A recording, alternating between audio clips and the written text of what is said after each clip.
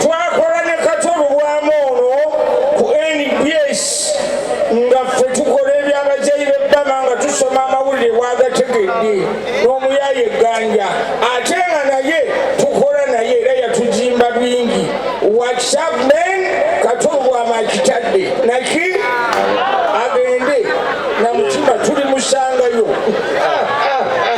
Tweyansege Mzee Bakiddawo Makona ye wakadaala ali erinnya lyo n'omukutu gw'okolerako twagala nnyo tumanye.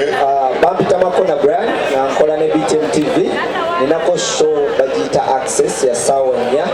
Monday to Thursday era nga nina omukutu baguyita ME Media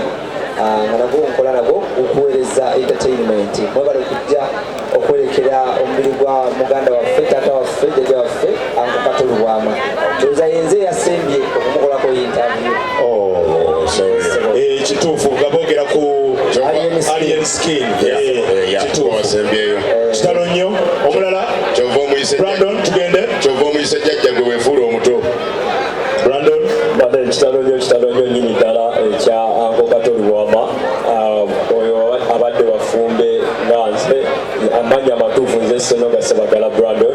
naye nga genkozesa ku mpewo bampita Brandon Sharp nga nkolera ku 9:7 Kalonzo 7 Little FM buli Monday paka Friday the huge breakfast show sawa 12 paka Katulu Bwama yali mukwano gwange gwekayina Safiti wanje oli otya bajendi mutya okulaba nga mwetuli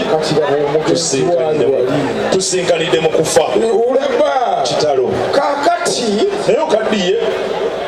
wali muto era kufa nyoko nkaddiwa biki njagala ba enamba yange